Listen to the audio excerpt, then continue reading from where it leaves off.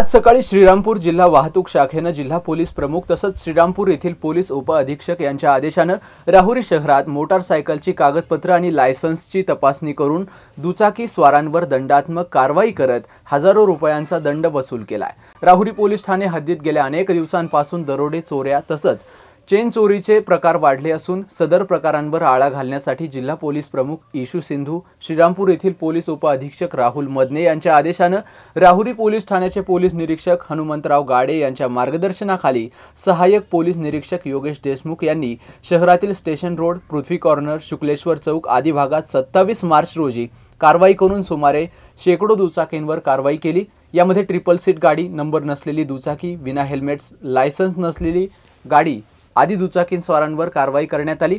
यामुळे नागरिकांना त्रास सहन करावा लागला। जे वाहन चालक आहे त्यांच्यावर मान्य वरिष्ठांच्या आदेशाने कारवाई सुरू करण्यात आलेली आहे आणि ज्यात विदाऊट नंबर प्लेट गाड्या आहेत किंवा ज्या गाड्या विकत घेऊन त्यांची पासिंग केली नाही आतापर्यंत किंवा ज्या आम्हाला संशयास्पद गाड्या वाटतात आणि त्यांचे कागदपत्र किंवा कुठल्या प्रकारचं लायसन्स कागदपत्र नसेल त्या आम्ही त्याच्यावर कारवाई करत आहोत आणि त्या पोलिसांना जमा करून त्यांच्यावर वरिष्ठांच्या आदेशाने कारवाई करत आहोत। श्रीरामपूर जिल्हा वाहतूक शाखेतर्फे असे आवाहन करण्यात येत आहे की आपण आपले वाहन चालवताना वाहतुकीच्या नियमाचं पालन करावं, हेल्मेट आणि गाडीचे कागदपत्र आणि लायसन्स जवळ बाळगावं, जेणेकरून काही घटना घडल्यास सगळ्यांना त्याचा